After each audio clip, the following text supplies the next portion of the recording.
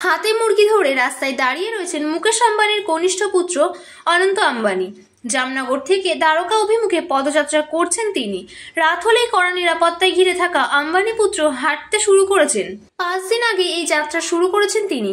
তবে মঙ্গলবার এক অন্য অভিজ্ঞতার সম্মুখীন হলেন আম্বানি পুত্র। মাঝ রাস্তায় হাতে মুরগি নিয়ে দাঁড়িয়ে থাকতে দেখা গেল তাকে। সমাজ মাধ্যমে এমনই একটি ভিডিও ছড়িয়ে পড়েছে।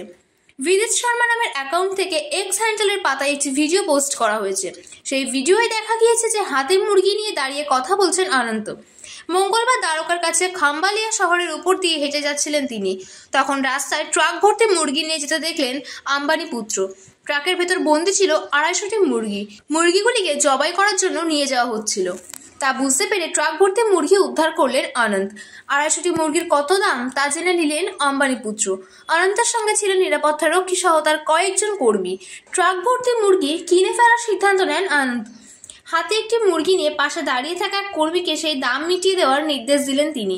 সেই মুরগিগুলিকে বনতারায় নিয়ে যাবেন বলে জানা গিয়েছে।